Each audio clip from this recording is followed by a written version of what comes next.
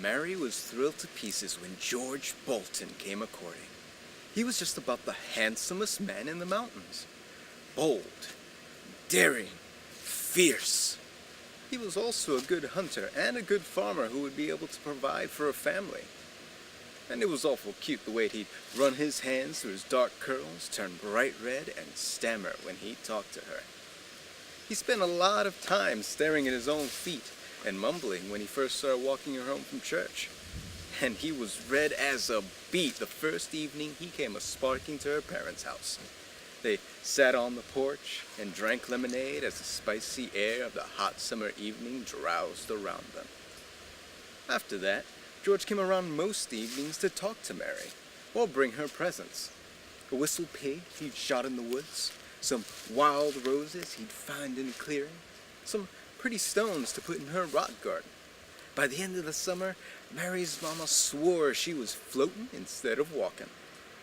And it was to no surprise when George proposed marrying around Christmas time. It was the only way they'd get any sense out of Mary, her papa claimed, tapping his girl on the chin. Mary simply grinned at him and kept a tight hold of George's hand. George spent most of the autumn season constructing a new cabin for his Mary. He had found a place in a shady holler on the mountain, protected by the mountain wind by a tall stand of trees. In the holler there was a cool, bubbling spring at its center that they could use for water. It was the perfect place for a cabin. The view from the front door, looking out over the valley through a hap in the trees, would be magnificent. And there was a huge, flat rock on the ground that he could use for both hearthstone and floor.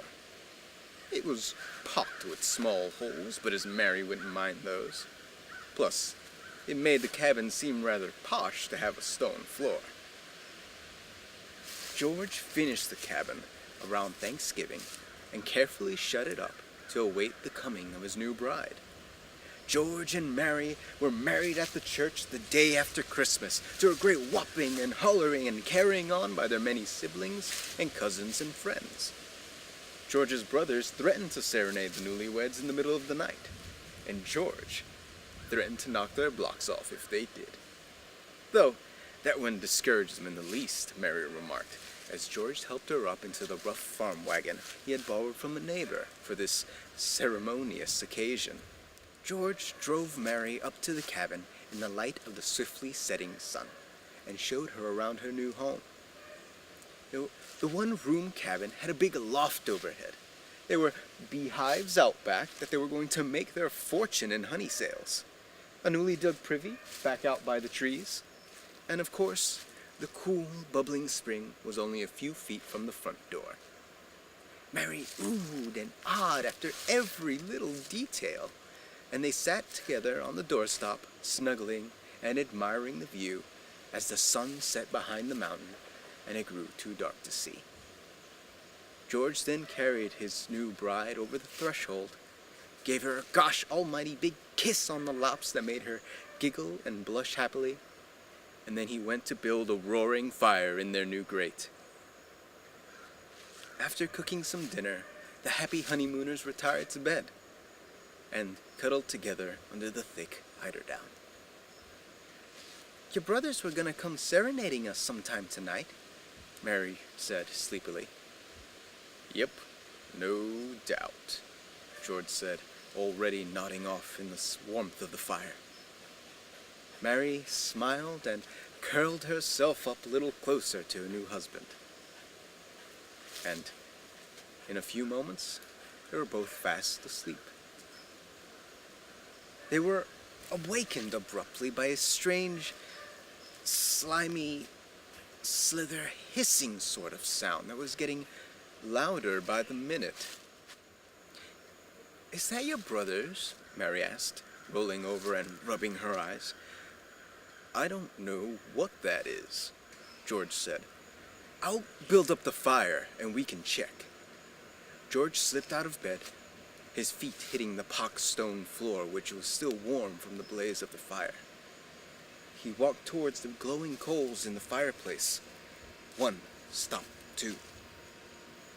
And his foot landed on something squirmy and round and scaly. A snake! It hissed and rattled at him, and he became aware suddenly that the dark floor was alive with hissing rattlesnakes. They writhed all around his feet and legs, and he could feel the horrible sting as their fangs struck his bare legs over and over. Rattlers, George gasped desperately to his bride. They must have been sleeping underneath the stone and come up through the holes when they sensed the heat of the fire. Cover yourself up, Mary. Get underneath that eiderdown and don't move.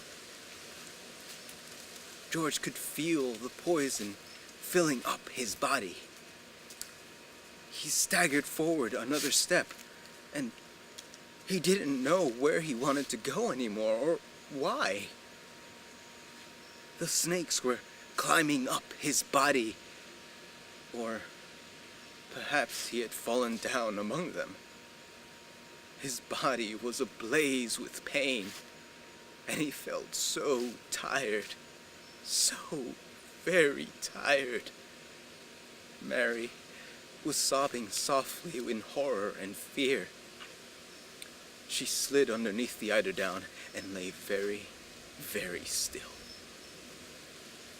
She heard George moving for a few moments more, and then silence, save for the slithering, rattling, and hissing of the snakes. Several times during the endless night, she could feel the snakes moving back and forth over the eiderdown, and one particularly large snake made residence across her feet. She didn't dare move. Just before dawn, there came the crashing sound of saucepans being banged together right outside the window. Mary jumped at the sound, but the snakes didn't notice her tiny movement underneath the eiderdown.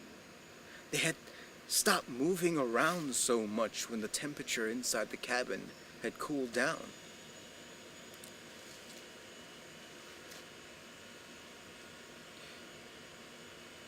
The tinny sound of a bugle being played poorly accompanied the slamming saucepans, and then somebody kicked in with the banjo.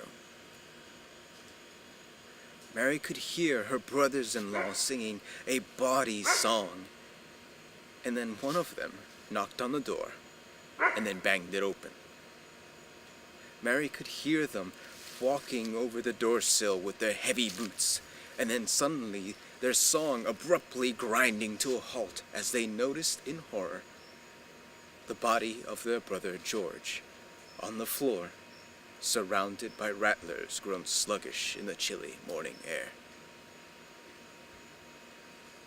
One of them noticed the lump on the bed and called out, "Hang on, Mary! We're coming!" And then they set to work, grimly killing snake after snake, throwing the bodies in the corner, and then, when it was safe, they pulled Mary out from underneath the eiderdown, surprised and relieved to find her alive. But the ordeal had turned her beautiful golden curls snow white, and her face was ever lined with wrinkles like that of a woman twice her age. The cabin was closed up forever, and Mary went back home to live with her folks. These days, if anyone were to walk by that old holler at night, they would hear strange sounds coming from that derelict cabin with the pocked stone floor. Despairing shouts, the rattle and hissing of snakes, and as clear as day, a man's voice shouting, "Hang on, Mary! Don't move."